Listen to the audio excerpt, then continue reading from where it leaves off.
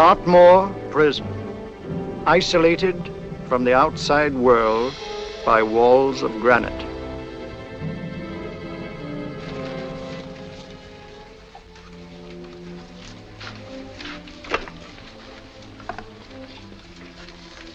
They say you could get out of here by merely telling what you know. You may or may not be another Scotland Yard bloke, but I'll give you the same answer I gave the others. I still have 2 years, 8 months, and 6 days left in which to make musical boxes. That'll be sold at auction for the benefit of this delightful sanctuary. And I intend to serve them.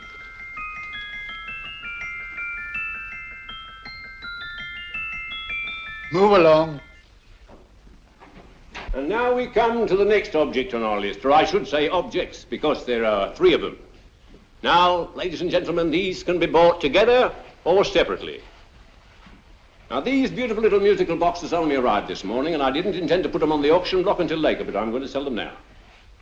So, good friends, as our old pal Mark Antony used to say, lend me your ears. And what do you hear? Right. The beautiful tinkle tinkle of a musical box. What a lovely trinket. What a beautiful gift. Created and made by loving hands. A thing of beauty and utility. I was going to start with £5. It's a bargain, £5. Do I see any hands? If there's a connoisseur in the house, will go £3 for it. £2. £1. 10 shillings. Thank you, sir. Ladies and gentlemen, 10 shillings is offered for a musical box you couldn't buy anywhere in London for less than £5. It'd be stealing to let it go for 10 shillings. Like taking milk from a baby. All right, we're selling for 10 shillings.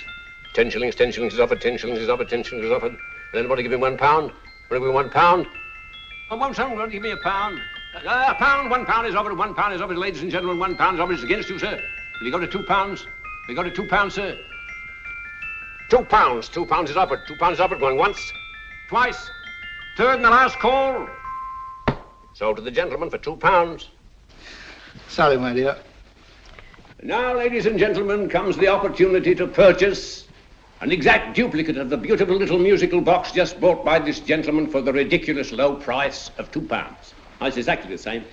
Exactly the same. Made with the same hands. You hear that? Isn't that lovely? That tinkle, tinkle, tinkle, tinkle. Sounds like Bow Bells to me, you know, with little angels pulling on the ropes, eh? Who'll give me £2 for it? Who'll start me with £2? Will anybody start me with £2? Oh, come, ladies and gentlemen. You know, from your enthusiasm, we might all be in Scotland instead of London. Please buy it for me, Daddy. £2, certainly not. We all might be in Scotland. Besides, I don't like his manner. £1, 10 shillings. £1. £1 is ours. £1 is offered. £1 is offered, going £1. Any advance? Going once, going twice, the third and the last call. Sold to the lady for £1. Smart bidding, my dear. Thank you. We come to the third and last of these beautiful little musical boxes. Exactly the same. Tinkle, tinkle. Isn't that lovely? Ladies and gentlemen, I don't bring you here to gull you and swindle you. This is the exact replica of those 2 I just sold before.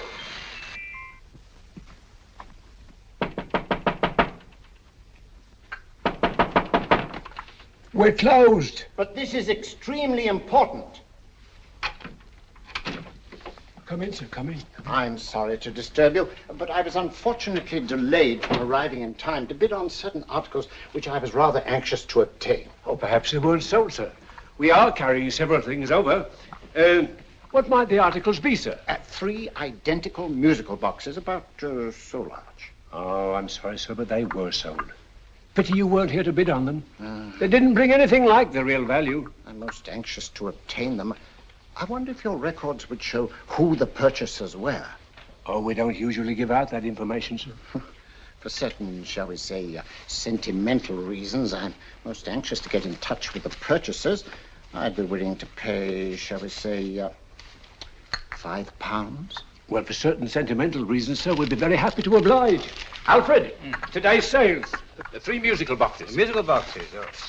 Ah, here we are. The first purchase for £2 from Mr. Julian Emery, 52 Portman Square. Write this address down, Alfred. Yes, sir. Second didn't leave any name. Oh, how unfortunate. I think she's a dealer. You see, they don't like us to know where the things are going. On account of the profits. You say the second purchaser was a woman. Can you give me a description of her? Oh, she was a young woman. Fairly tall, slender. She had a light complexion and dark hair, and she was wearing A grey suit, don't you remember? That's right. She probably runs a gift shop. She paid £1. You say she comes here fairly frequently? No, I didn't say so. But she does, sir. Like as not, she'll come in on Thursday. We have sales on Mondays and Thursdays. And the third box? The third, Mr. William Kilgore, 143B Hampton Way. For 10 shillings. Quite a drop from £2. Mr. Kilgore was a Scotchman. Well, thank you. You've been most helpful. Oh, thank you, sir. And any time you're passing, dropping, we always have lovely things for sale.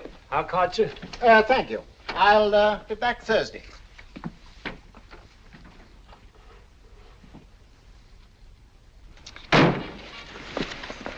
The message reached us too late. Musical boxes are being sold. Well, let's get out of here.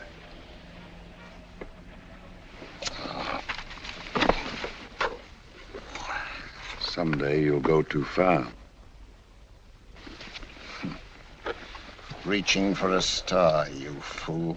Yet a fool may touch a star, Colonel Cavanaugh, if he but reach high enough. But not possess it as you would. The musical boxes, they're being sold. What a pity for you, my dear Colonel. Is it my fault that the message reached us only an hour ago? Is it my fault that they were sold? You can't hold me responsible for that. Hope for your sake you're right.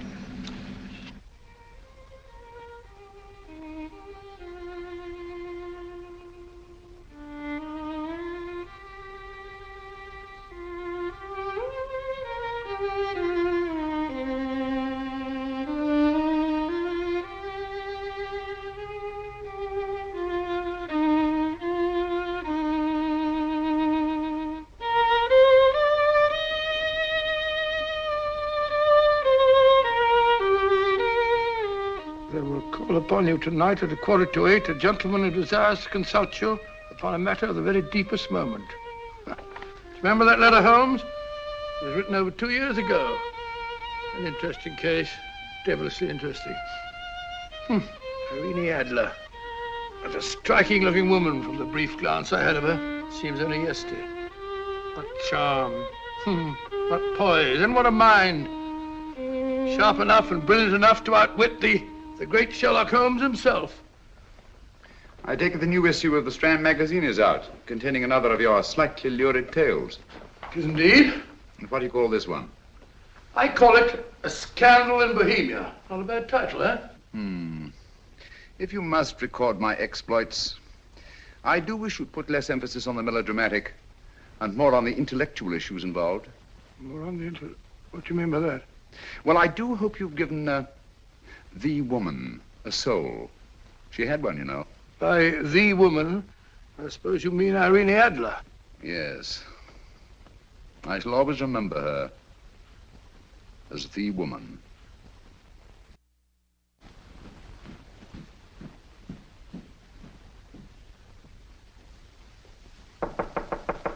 Come in. I think. That's him, old boy. How are you? How are you, old boy? I haven't seen you for years. I want you to meet my old friend Sherlock Holmes. Holmes, this is Stinky.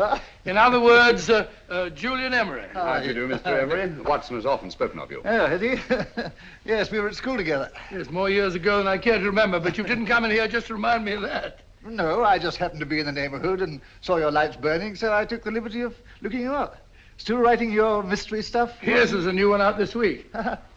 Good, I never miss them. Oh, good, thanks. I say that bandage makes you look very interesting. Still poking your nose into other people's business as usual? Who hit you? I haven't the foggiest notion. Somebody knocked me on the head in my own living room and then proceeded to commit the most idiotic burglary you ever heard of. Fellow must have been balmy as a coot. Balmy? Why? Come sit down, old boy. Would you like a cup of tea? Huh? Oh, all right. I'll go and tell Mrs. Hudson about it. Yeah. Why do you say the robbery was idiotic, Mr. Emery? Oh, simply from the fact that with about £5,000 worth of musical boxes in my living room, the thief, who I caught in the act, made off with one that isn't even worth £5.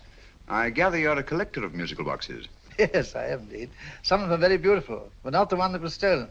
The thief evidently grabbed the first thing that came to his hand when he heard me coming into the room. Still, it's rather odd, isn't it, that having disposed of you, he didn't pick up something more valuable. Mm-hmm. Was there anything unusual about the stolen box? No, nothing at all. No, I picked it up in the south of France, several years ago.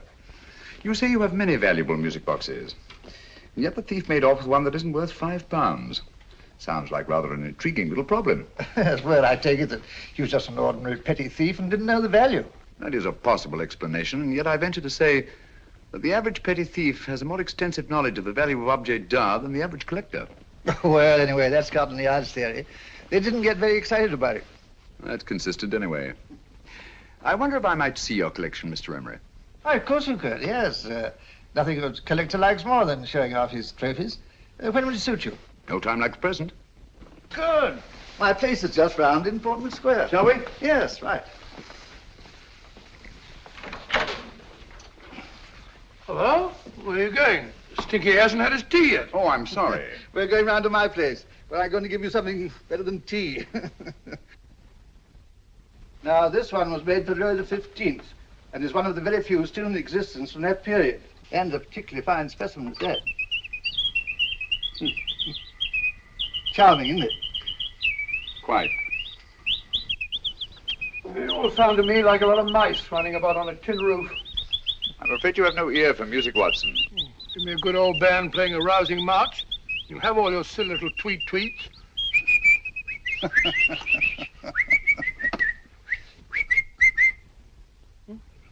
Another one. It's just me.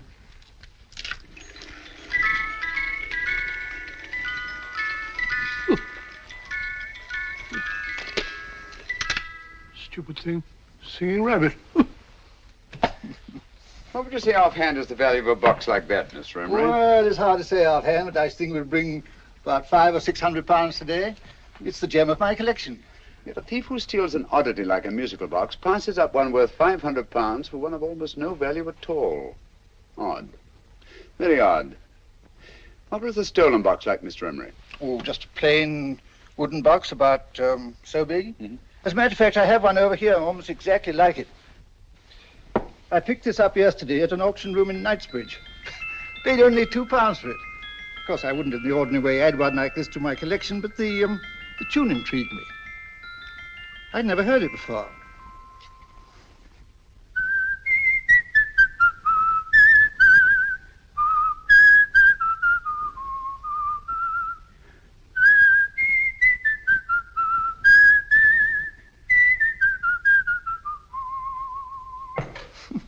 You have a remarkable ear for music, Holmes. Rather an unusual melody. Sit down, will you? Thanks.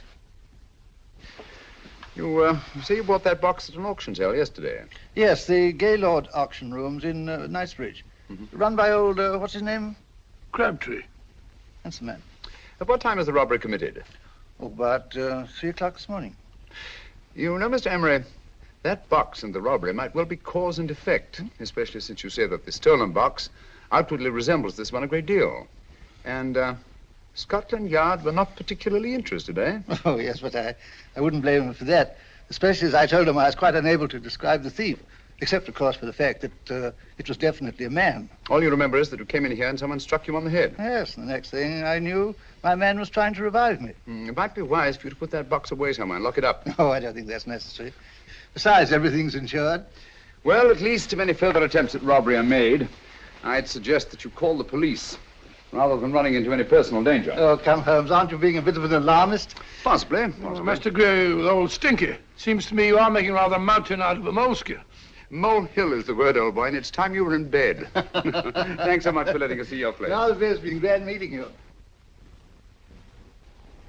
Holmes, I can't understand why you were so mysterious. Seems to me the petty thief explanation was the only sensible one. Really? Yes, I can't see how you can believe it was anything else. I didn't say I believed it to be anything else. The petty thief theory is the obvious one, I grant you. However, it's often a mistake to accept something as true merely because it's obvious. The truth is only arrived at by the painstaking process of eliminating the untrue. We are not able to do that in this case without further data. Rubbish, you're pulling my leg.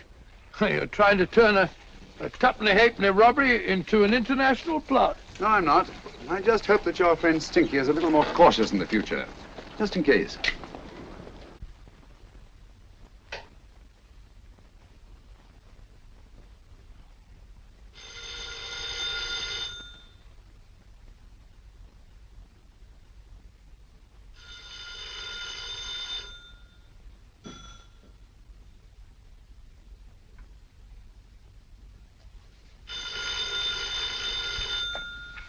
Hello? Yeah? Julian Emery here. Who? Why, of course I remember you, Mrs. Courtney. Yes, you're the one bright spot at that appallingly dull affair of Lady Sanford's. Huh? Of course it isn't too late to come around. Yes, I shall be delighted to give you a drink. I tell you what, come straight up and I'll leave the door unlatched. Right, well, 15 minutes? Good. I shall be counting each moment. No, I mean that, really. Right, goodbye.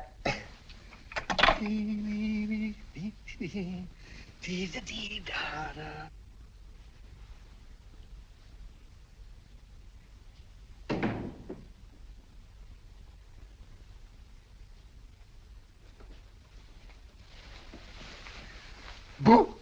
Oh, you startled me. Did I? Yes. Must be the pixie in me. I know I shouldn't have called you so late, but I was at a party just around the corner, and I remembered your invitation to see your collection of musical boxes. My dear Mrs. Courtney, pleasure is all the greater for being so unexpected. My friends call me Hilda. Thanks. Mine call me Stinky. Stinky, how quaint. Oh, what a perfectly wonderful collection of musical boxes. You know, when you told me you had a collection, I had no idea it was so attractive. Yes. They appeal to the ear as well as to the eye. Oh, what a plain little one. Why, it looks just like a country cousin amid all this grandeur. No. You mustn't underestimate the country cousin. Only last night a burglar broke in here, and with all these to choose from, went off with one very much like it. Really? Yes, I don't mind the loss of the box so much, but I do resent this crack on the skull. But it makes you look so interesting. Oh, do you think so? Uh-huh. It's funny, that's what old Fatso said. Fatso? I mean, Dr. Watson. He was here this evening with a friend, a Mr. Holmes. He's interested in my collection, too. Sherlock Holmes? Yes. Do you know him? I've heard of him. Yes, he seems to think I'm in some sort of danger. What a haunting tune. It takes me right back to my childhood. Really? Do you know, it's odd that you should be interested in that particular musical box. Odd? Why? Because Mr. Holmes is also interested in it. He may have been more interested in the tune than in the box. My dear, yes, that's right. I remember now. He whistled it note for note, having heard it only once. Really? He must be a remarkable man. Bit of an alarmist, if you ask me. Don't you believe in warnings? Of course not. Who'd want a box like that? I would. You're not serious. Oh, but I am. Well, you put me in a very awkward position. I'm a collector, you know. And the collector buys but never sells. But if the price were high enough... The price has nothing to do with it. It's the principle of the thing. Yes, well, we haven't had our drink. No, thanks. I must be getting along. Must you really? I'm afraid so. You're not walking out on me, are you? My reputation. Stinky. I say, you know, you are an attractive woman. Thanks.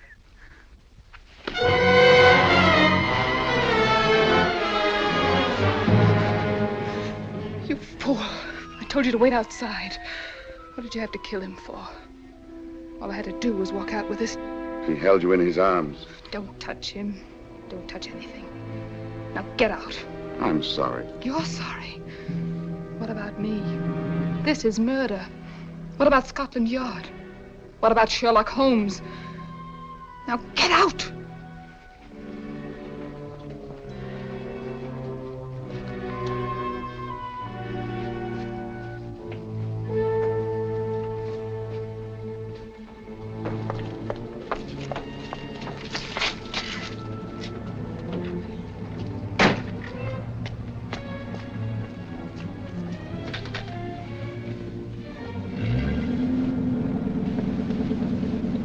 Did you get it?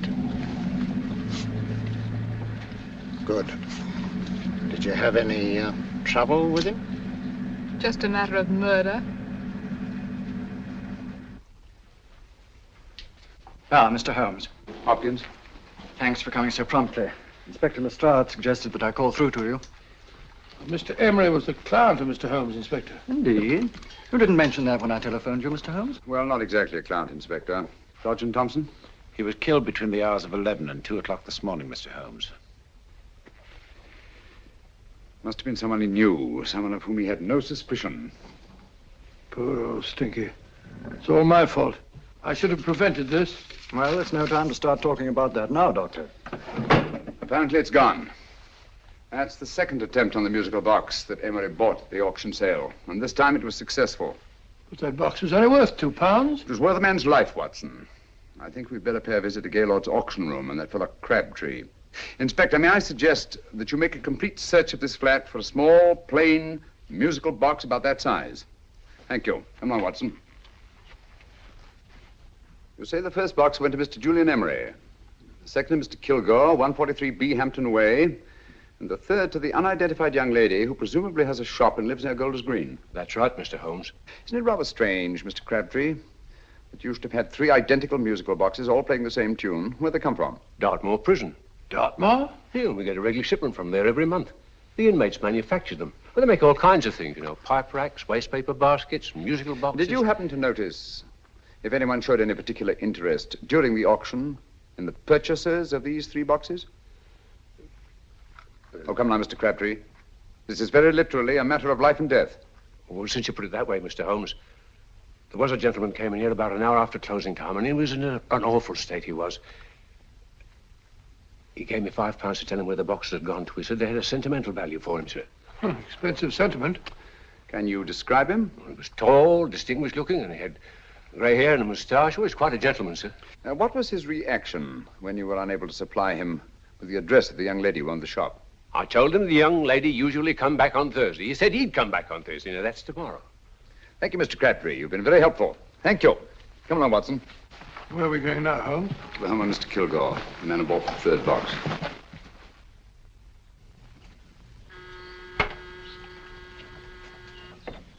But hang it all, Holmes, how do you know those other 2 musical boxes are of any importance? I don't, but I certainly have no intention of waiting until the owners are murdered to find out. No one at home. I hope that's the explanation. I'll have a look through this window.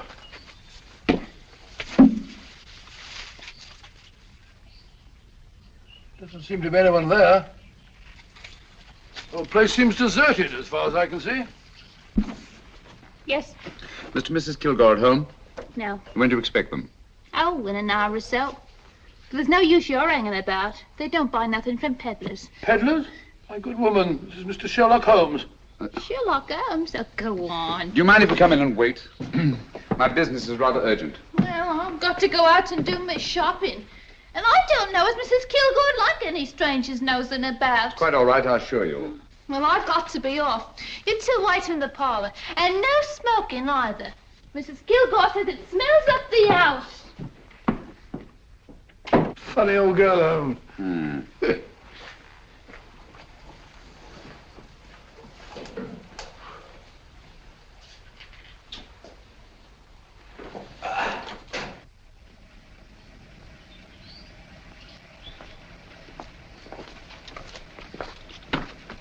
Park Lane.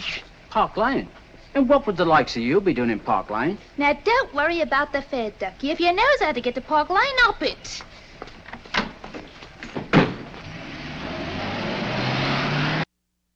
You know, Holmes, I've been thinking. There must have been something hidden in that box of old Stinky's. Stolen jewelry, possibly. What's up, Holmes? Listen. What's just the steam in the water pipes?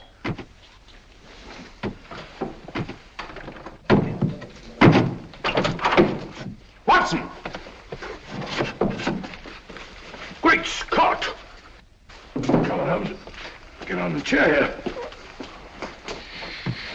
It's all right, my dear. There. Now, don't worry. It's all over. There you are, dear. Don't cry anymore. She tied me up and shut me in the cupboard. I know. She won't come back.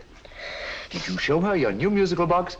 Yes, she said she wanted to hear it play, and as soon as I showed it to her, she grabbed hold of me. I know. Now, don't worry. We'll buy you a new musical box. Yes, my dear, the best one in London. Watson. Oh, what a fool I've been. What do you mean, Holmes? She took the musical box out of this house in that market basket, right under our very noses. Why could the Kilgore charwoman want to take the music box? She isn't the Kilgore charwoman. She's a consummate actress. An extremely clever, unscrupulous woman who will stop at nothing. Take care of the child, will you, Wolfella, till our parents get back. Explain everything to them. Of course I will. But, Holmes, where are you going? Somewhere, somehow. I must get to the young lady who bought that third musical box before our opponents find her. I only hope that I won't be too late. Oh, no. No, darling, you mustn't cry anymore. Now, cheer up. Would you like to hear old Uncle make a noise like a duck?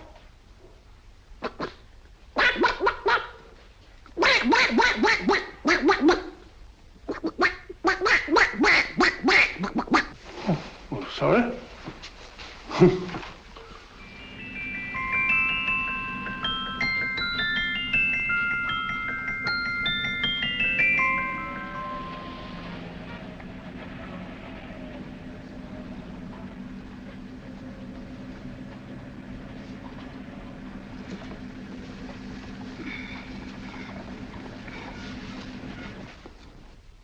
Now, ladies and gentlemen, how much am I offered for this beautiful lace Dresden china figurine?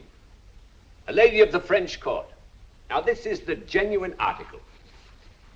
What a beautiful ornament for your mantelpiece. Or you could use it as a centerpiece on the dining room table. Now, will somebody start me for £10? Will somebody start me for £10? £8? £7? All right, £5 is offered, £5 is offered, £5 is offered, £5.10, £5.15, £5.15. £6 is offered, £6, going once, going twice, the third and the last call. Have you all done? Sold to the lady from Twickenham for £6. Next, we have a real museum piece, ladies and gentlemen. A fine 19th century doll. The costume an exact replica of the holiday clothes worn by the Hungarian peasant women. Now, ladies and gentlemen, an article like this would cost you from £15 to £20 in a West End shop. I'm not going to ask you for anything like that. Who'll give me £2 for it? £2. Anybody offer me £2? £2 for the Hungarian? £2? £1. What? Anybody give me £1? Anybody offer me £1 for the doll? £1 is offered, ladies and gentlemen. £1 is offered. Now, I'm not going to waste your valuable time or mine in trying to get one half of what this beautiful doll is worth. If the young lady can steal it for £1, that's her good fortune. So it's going once, it's going twice, the third and last call. Any more? Sold to the young lady for £1. And now, ladies and gentlemen, may I draw your attention to something which may be a great surprise to you, worthy of any collection. The only other one like it is in the British Museum. It's a Ming vase of the 7th dynasty. This vase lay in a large collection somewhere outside Rome for over 2 centuries, I understand. It was discovered there by the noted antiquarian Sir Andrew Coppleston. Now, some of you may remember Sir Andrew Coppleston. Besides being a noted traveller and antiquarian, he's also a gentleman rider.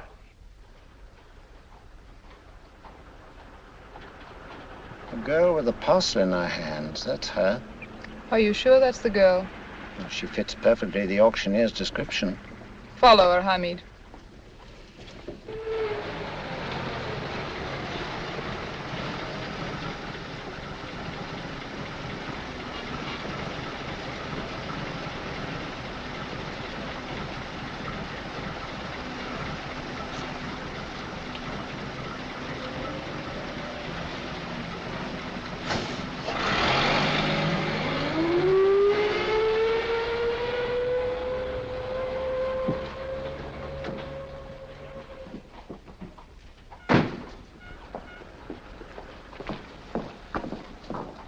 It's lovely, dear. And only £1. We can get at least 3 for it. Easily. I'll go make some tea. I could do with a cup. Right. Good afternoon. Good afternoon. I'm looking for a birthday gift for a 7-year-old girl. What would you suggest? We have some lovely dolls. Now, this Hungarian I think peasant... she has enough dolls already. Books are always welcome. Well, I'm looking for something a little different. Well, that's rather cute. What is it? Oh, that's a musical box. Children always love them. And this is an exceptionally nice one. It plays many tunes.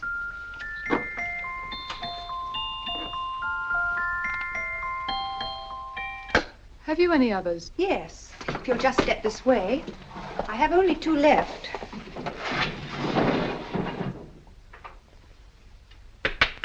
How nice.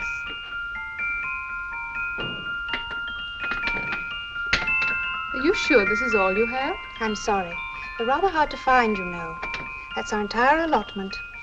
I did have one other, but I sold it earlier this afternoon. But it was only a plain wooden one. It wouldn't have been a very nice gift for a child. Really? Do you happen to know who the purchaser was? Why, yes. He left his card, just in case anyone should inquire for him.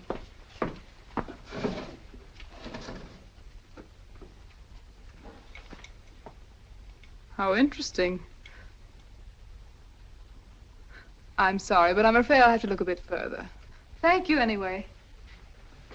Good afternoon. Thank you.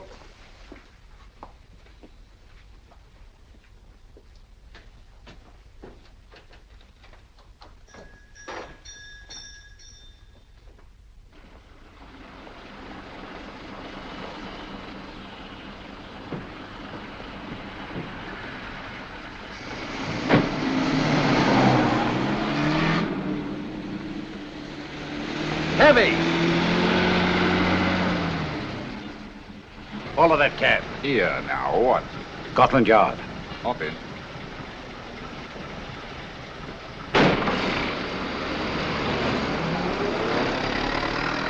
Sherlock Holmes. I might have known. We thought we were the hunters, instead of which we're the hunted. We've been fools. We played right into his hands. Of course. He's had us followed. Don't look. The man in front of the toy shop.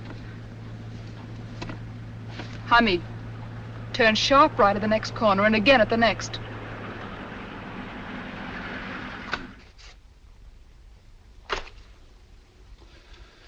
No photograph of her, Commissioner. As I expected. She's not a known criminal. But how do you expect to know if you do find her? After all, she was disguised as a charwoman. Don't worry, old fellow. If I ever see her again, I'll recognize her. Well, it won't be long till we know who they are and from where they operate. Who's covering them? Sergeant Thompson's following them, sir. They won't get away from him. He's a good man. We could have arrested them at Clifford's toy shop if we had any proof. But we know that they killed Emery. Proof, my dear fellow. We must have proof. We have X-rayed it, sir. There's nothing whatever concealed in the box. We'll have a look at the plates.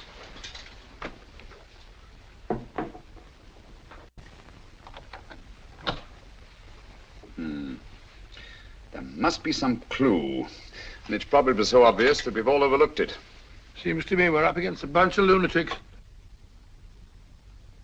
Not lunatics, my dear fellow. Extremely astute, cold-blooded murderers.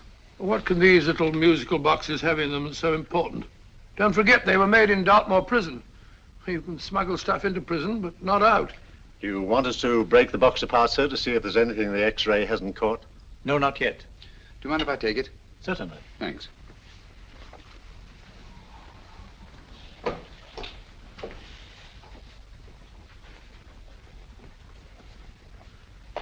The governor of Dartmoor Prison informed us, sir, in answer to Mr. Holmes' question, that all 3 musical boxes were made by the same convict, John Davidson, serving a 7-year term, sir. Davidson? The Bank of England plates. That'll be all. Yes, sir. Now we're getting somewhere. Wait a minute. How did you know about the plates, Mr. Holmes? I'm a student of crime, Inspector. I make it my business to know about such things. And when the name of Davidson was mentioned... Well, who is this fellow Davidson? As long as Mr. Holmes seems to know all about it already, I suppose there's no harm in telling you. 2 years ago in London, there occurred a robbery of such tremendous importance, although the stolen articles themselves have no intrinsic value whatsoever, that the Home Secretary was instrumental in seeing that not a word of it appeared in any newspaper. But you never told me anything about this, Holmes. You were away at the time. Articles of no intrinsic value and yet of such importance? I don't understand. Davidson was apprehended within 15 minutes of committing the theft. But by that time, he'd hidden the articles in question and they've yet to be found. Before going further, Dr. Watson, I must inform you that this matter's not to be mentioned outside of this room. Of course not. Do I look like a man who'd gossip? Let's not go into that now, old fellow, shall we? Davidson had been employed for years in a position of extreme trust by the engravings department of the Bank of England. The articles he stole were nothing less than a complete duplicate set of plates for printing £5 notes. What? The Bank of England's own plates? Precisely. And with those plates, a gang of crooks could flood England with £5 notes, not forged in the usual sense of the word, but notes undetectable from genuine Bank of England notes in any way whatsoever. Good heavens. Any whisper at all might have resulted in enormous damage in shaking public confidence in the Treasury. We tried everything after we arrested Davidson. Offered him a shorter sentence if he'd tell us where he'd hidden the plates. Why, we even put in Scotland Yard men with him as cellmates, but no results. Obviously, Davidson is a man of strong character and infinite patience. Yet suddenly he feels impelled to smuggle out the secret of the hiding place of the plates to his confederates. Why? I don't understand, Mr. Holmes. Well, for example, has the Bank of England made any plans to radically change the design of the £5 note so that in, say, 7 years from now, notes made from the stolen plates would be worthless? Confidentially, Mr. Holmes, such a move was discussed. But replacing all the £5 notes in circulation would be such a Herculean task that nothing's been done about it as yet. I see. Of course, there is another possible explanation. Davidson didn't have much time to find a hiding place before he was captured. He may be afraid that the plates will be accidentally discovered before he's released. Hence his anxiety to communicate their whereabouts to his confederates as soon as possible. I believe you've hit it, Mr. Holmes. I'm sure that the message is contained in this musical box. Or rather, in all 3 musical boxes, since possession of all 3 seems to be essential. Our opponents have 2/3 of the puzzle, we have 1/3. Well, what are you going to do, Holmes? Try to deduce the message from the 1/3 that we have.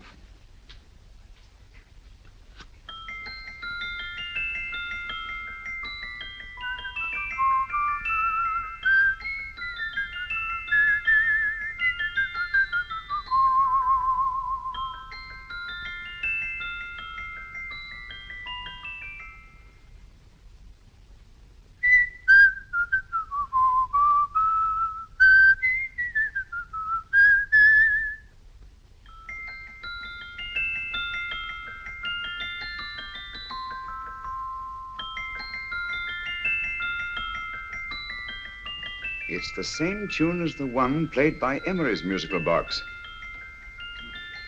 And yet it's different. Sounds the same to me. The tune.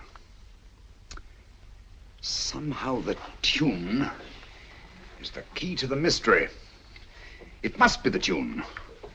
Otherwise, why use 3 musical boxes to convey the message? Why not collar boxes or shoe boxes? Yes?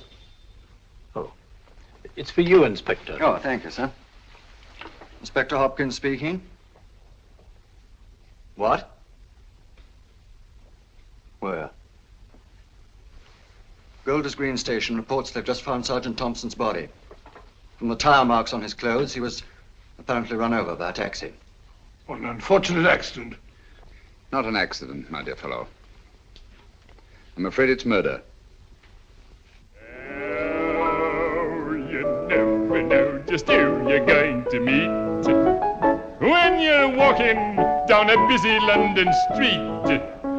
Mrs. Hawkins, Mrs. Brown, any subject of the crowd. Oh, you never know just who you're going to meet. So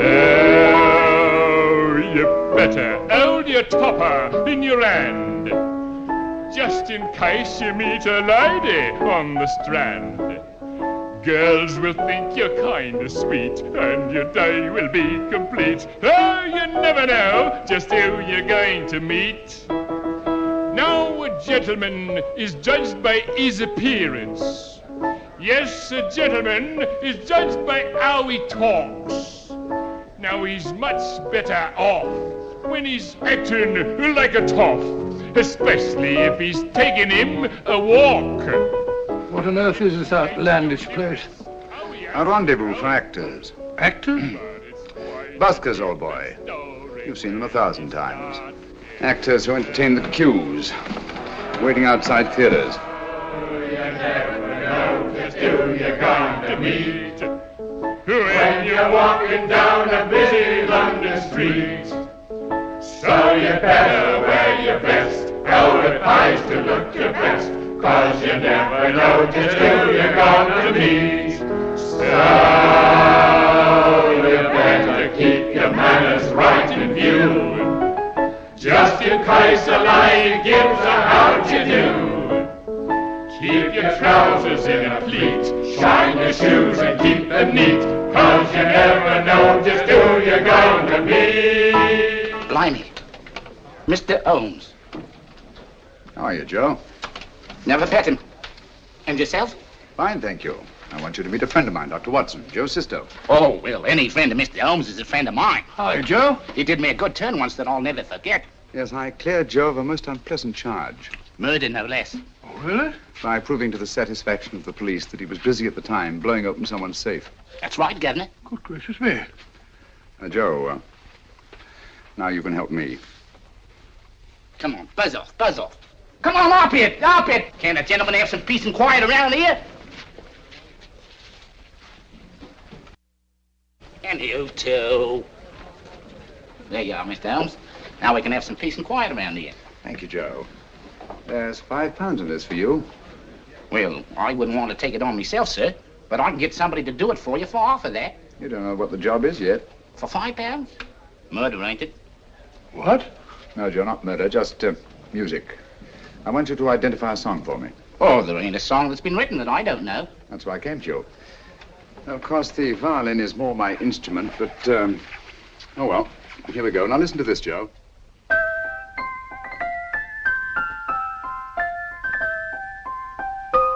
Wait a minute. You're playing that wrong. That should be E natural, not E flat. You know the song? Oh, yes. It's an old Australian song called, The Swag Man. But you're playing it all wrong. That's what I hoped you'd say. Now listen again, Joe.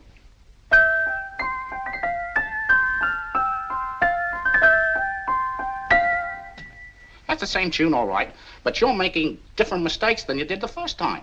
No, not mistakes, Joe. Call them variations. Here, play the song for me, will you, the way it's written.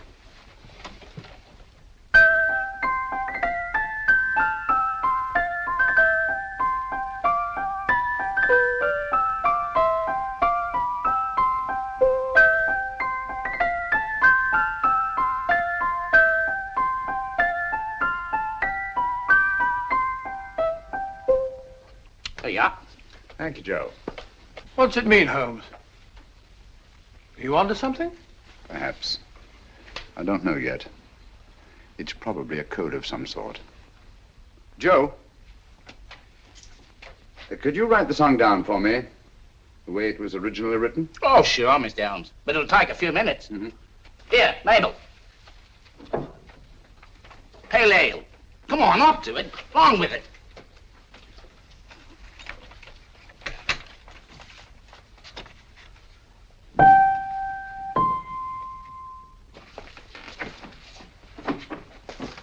Well, obviously it isn't the lyrics. No combination of those words made any sense at all. The variations in the way Emery's musical box played the tune are different from the variations in the one we have. You sure? Quite.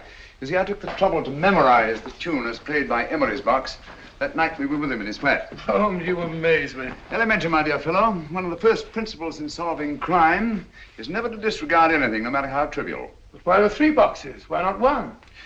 Because the message was obviously too long to be conveyed by any one variation. Then there's the 3rd box, the one that woman took from the Kilgores. That contains yet another set of variations. Yes, well, it's all beyond me. Well, all we have to do now is to find the secret of the variations. Not a very easy problem to solve, my dear fellow.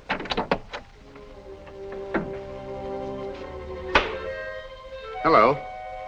What's up? We've had company.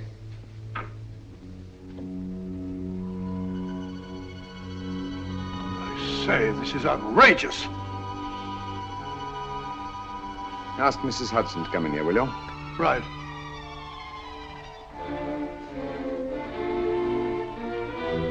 Hudson? Yes? Oh, there you are. Will you come up here at once, please? Oh, coming, sir.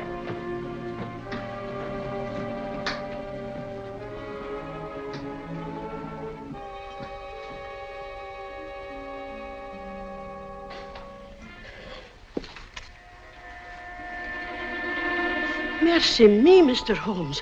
What has happened? Who called while we were out, Mrs. Hudson? Just a young lady. The one who said you wanted her to wait for you. And a nice-looking old gentleman with Our her. friends again, Watson. Friends? What did the young lady look like? Oh, I couldn't see her face. She had a heavy black veil on. But she had such a nice way with her. Oh, I'm sorry, Mr. Holmes, if I've done anything wrong. But you did say I should always let clients come in and wait for you. Don't worry, Mrs. Hudson, don't worry. You had no way of knowing. It's quite all right, quite all right. Now, don't worry, Mrs. Hudson. Don't worry. Well, where on earth's the musical box? They didn't get it. Didn't get it? Where is it? It's in your hand. Huh? In that biscuit jar. Take the biscuits off the top. Now put your hand inside, and you'll find the music box. Well done, Holmes. Well done. Amazing.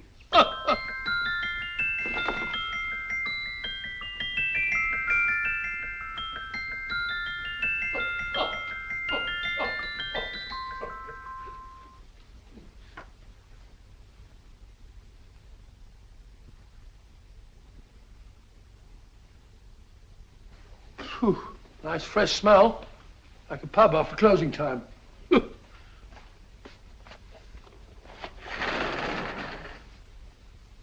I say, Holmes, What? it's morning. Allow me to congratulate you on a brilliant bit of deduction.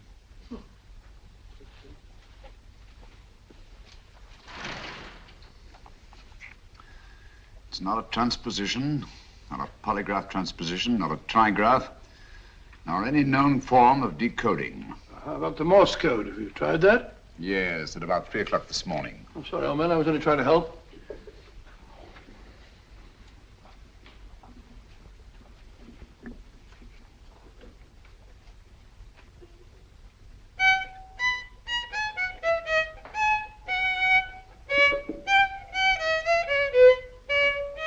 Oh, do me a favor. Not again. Must have heard that thing 1,000 times. Kept me awake all night.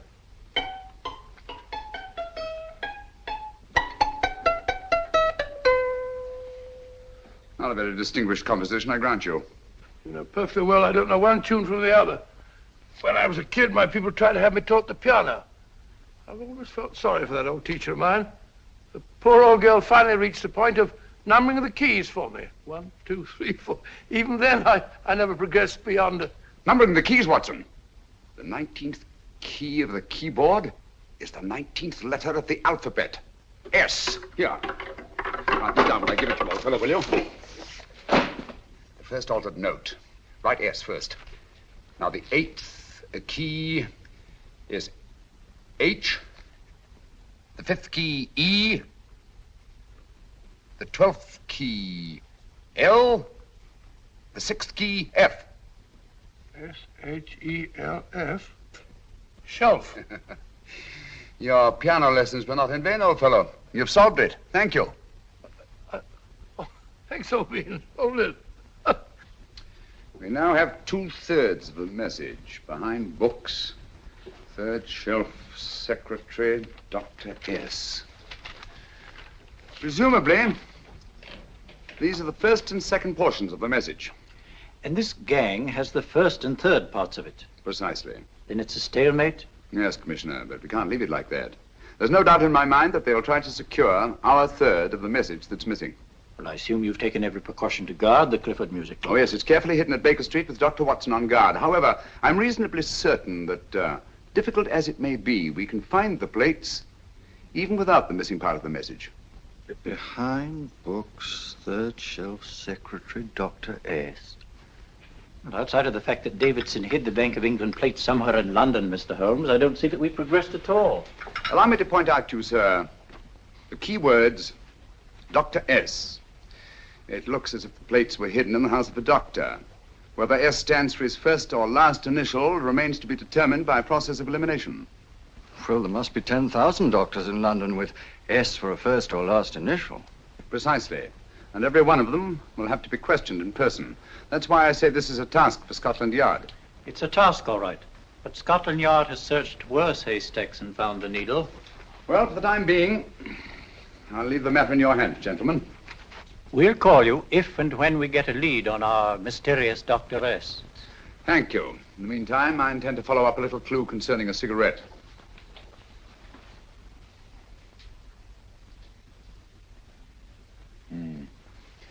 You're certain of the identification of the tobacco? Absolutely. I have made up this special blend for only 3 customers.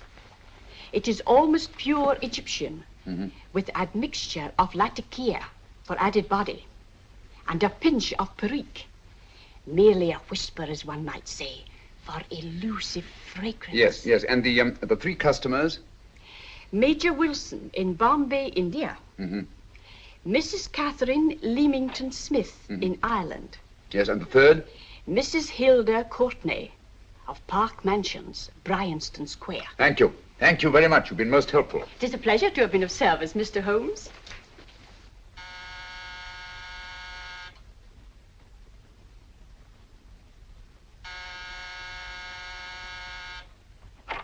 Yes? Mrs. Courtney? Yes. My name is Sherlock Holmes. Oh, do come in. Thank you. I've heard of you, of course, Mr. Holmes. I believe we have a mutual friend in Sir Edward Brookdale. He's spoken to me of you quite often. Indeed. And to what good fortune am I indebted for this visit? I think you know Mrs. Courtney. Well, I did get a summons for speeding last week. But outside of that, I don't think I'm of any interest to the police. Oh, come now, Mrs. Courtney. You seem to forget that you and I have met before. I'm sorry. I'm sure I would have remembered meeting the great Sherlock Holmes. Please sit down. Thank you. You say we met before. Yes. At the home of Mr. and Mrs. Kilgore, 143B Hampton Road. Kilgore? I don't think I know anyone of that name. Well, I didn't say you knew them. As a matter of fact, you called on them when they were out. I don't understand, Mr. Holmes. Really? And you were dressed rather differently. Indeed. Cigarette? Thank you.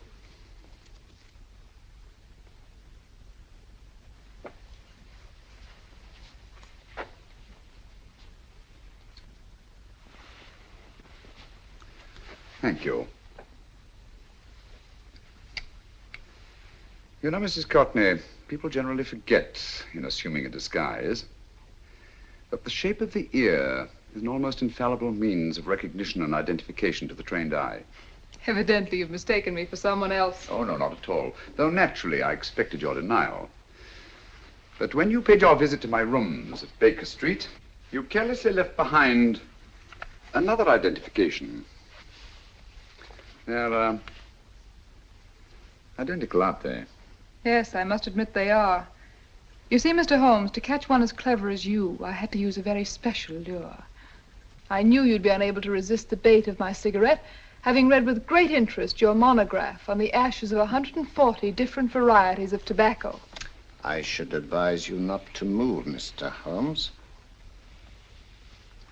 I must congratulate you on your ingenuity, Mrs. Courtney. It was indeed a brilliantly designed trap. Thank you, Mr. Holmes.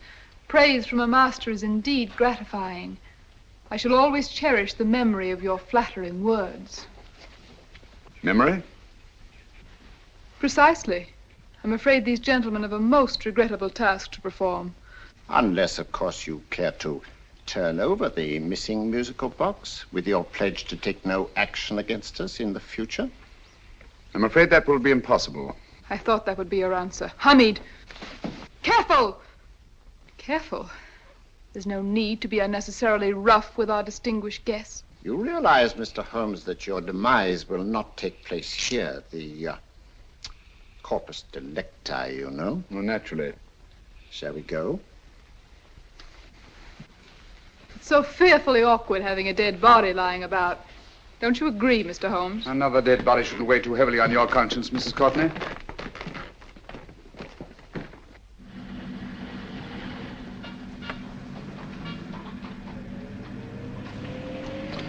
You mind if I have a cigarette? Don't see why not.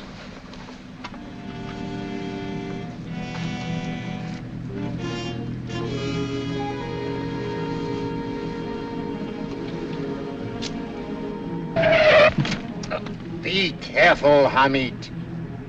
It's the brakes, they bind. Thank you, Colonel Kavanagh. It's very considerate of you.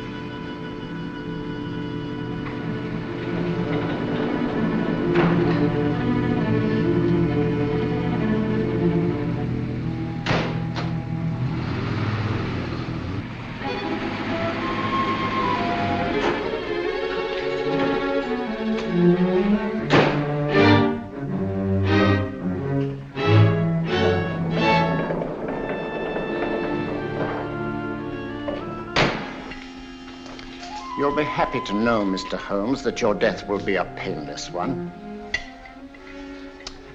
Hamid, attach this to the motor of the taxi. That little attachment, my dear Mr. Holmes, contains the deadly fluid known as monosulfide. The Germans use it with gratifying results in removing their undesirables.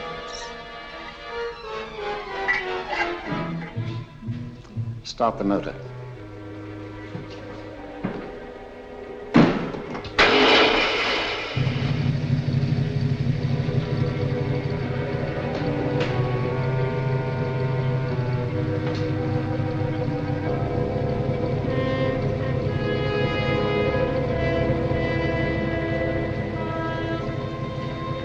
Tape his mouth.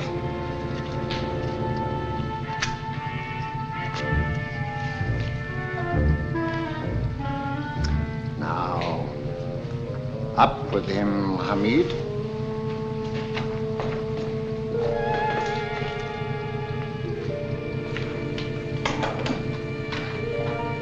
You find yourself like Muhammad's coffin, Mr. Holmes, suspended between heaven and earth.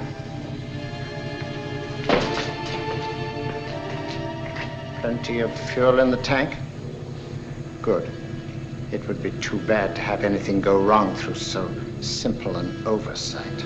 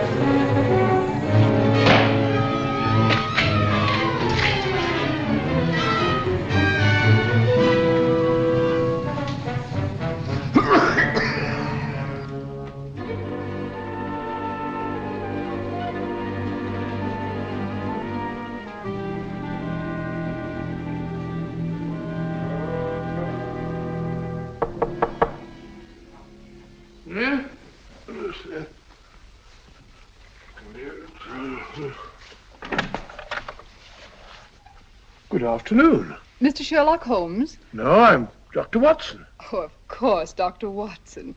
How stupid of me. Oh, so this is stupid of me. Won't you come in? Well, I really came to see Mr. Holmes. Oh, I'm afraid he's out. I don't know when he'll be back. Perhaps there's something I can do. Won't you sit down? Thank you.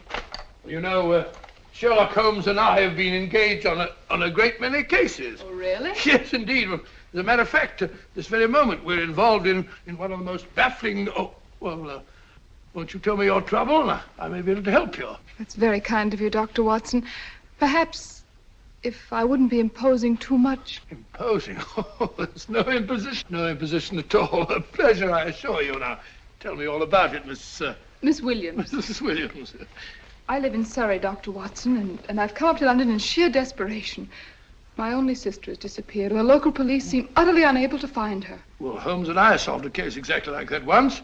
Very interesting as far as I remember. I call it the adventure of the solitary cyclist. Oh, sorry. Now I come to think of it, it wasn't so very similar. Entirely different. I don't think what I was saying. Where were we? She's only 17, Dr. Watson, and until she disappeared last Thursday, she seemed to be in the best of spirits. Possibly a romantic entanglement? Oh, no, nothing of the sort. She left no note, didn't even pack a bag, no explanation. She just started to walk to the village from our house in broad daylight and simply vanished from the face of the earth. Oh, there. Might I have a glass of water? Glass of water. Have one in 1 minute.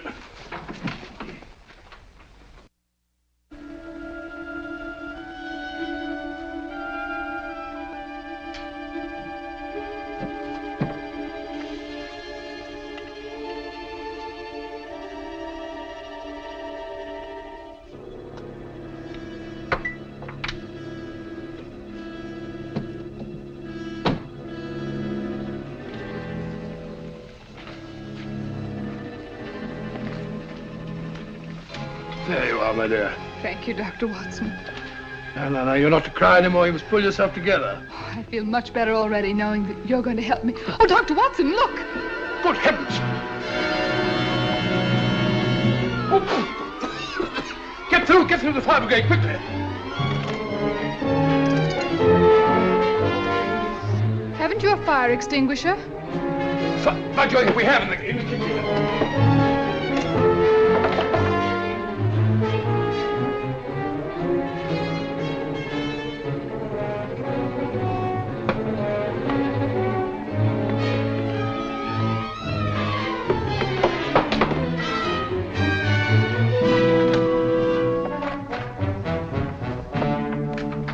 Don't you worry, Miss Williams. We'll have this thing out in no time.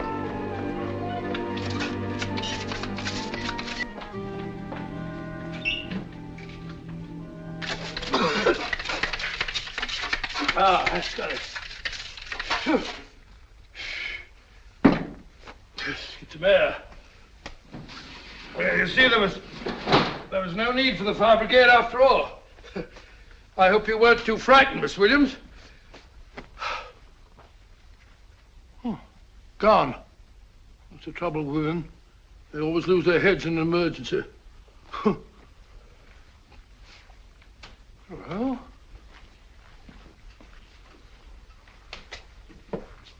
a musical box.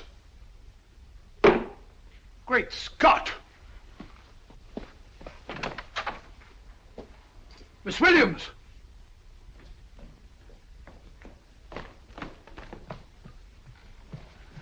Well? Good. And Holmes? By now, Mr. Holmes has no doubt exchanged his violin for a harp. Always assuming that heaven is his destination.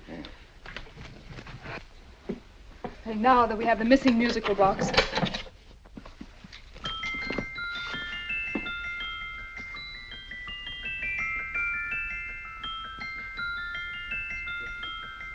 Nineteenth note. 19th letter. Yes. He hasn't been there, you say? Holmes, where on earth have you been? I've been trying to get you at the club, at Scotland Yard, all over London. You were looking for me in the wrong places. Holmes, terrible things happened. I've been duped. That woman, she made a complete fool of me. Well, what do you mean? Well, she came here, let off a smoke bomb. I thought the whole place was on fire, and my first thought was to save the musical box. No need to say any more. She has the box. Yes. Don't blame yourself too much, old fellow. She's an extremely clever antagonist. Smoke bomb, you said? Well, you can console yourself with the thought that your charming friend is at least a reader of yours. What do you mean? If I remember correctly, you wrote about my little experiment with smoke and the cry of fire in a story you entitled A Scandal in Bohemia, which has just appeared in the Strand magazine. All right, old boy. Don't rub it in. Well, it may cheer you up to know that you made a fool of me, too. That cigarette stub was planted here for one express purpose. We're going to bandaging around this place. Bandaging? What's the matter, Holmes? You hurt? Explanations will have to wait until later. At the moment, we're faced with a problem which I fear is insurmountable. Come over here, old boy, will you? Right.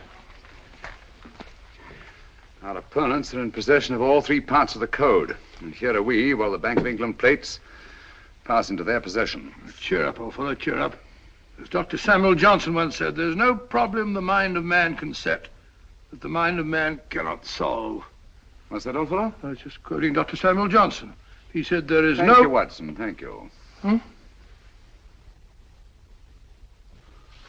Leaving the front reception room, we come into the main hall, where Dr. Johnson was in the habit of passing through to have his meager meals in the dining room opposite, in company with his friend and biographer, James Boswell.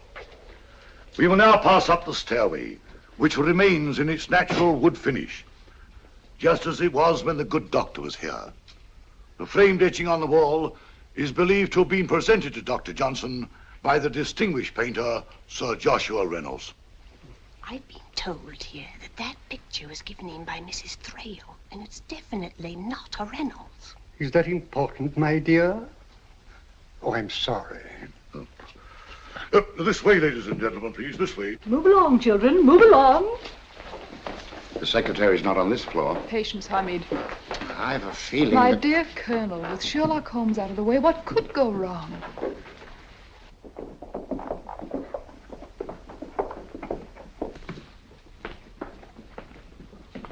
And here we have the Garrett Library, in which Dr. Johnson wrote his famous dictionary, and in which you will see also many of the great man's books and other items of interest. Step forward, ladies and gentlemen, please, step forward. Standing in the corner is the secretary, which contains many of the original works by the literary genius.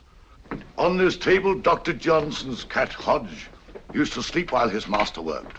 A strange thing about this cat, ladies and gentlemen, was its love of oysters. They do say that the dear doctor often went hungry to find the cat that delicacy. What a pity. Now we will visit the grey room, which is immediately below us, in which you will see the very bed in which Dr. Johnson died. What did he die of? Gout. Just gout. This way, ladies and gentlemen. Mind the steps, please.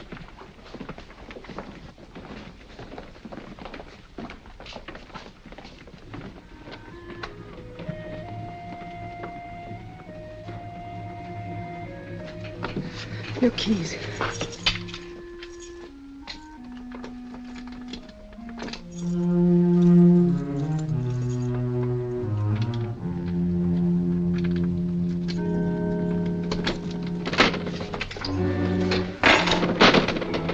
Third shelf up.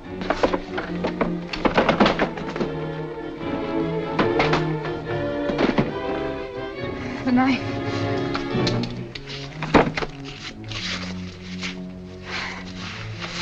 Gentlemen, the Bank of England plates. Well, Mrs. Courtney, so we meet again. No, I shouldn't do that if I were you, Colonel Cavanaugh. I must congratulate you, Mr. Holmes. You're far more clever than I thought. Thank you, Mrs. Courtney. Praise from you is indeed gratifying. I shall always cherish the memory of your flattering words. Memory? Oh, thank you. And now I have a most regrettable task to perform.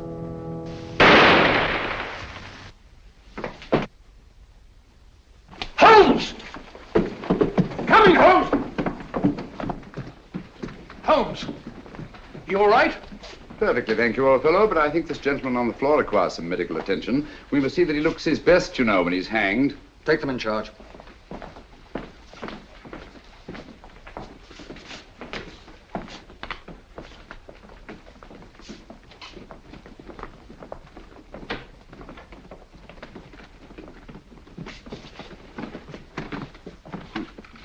A brilliant antagonist.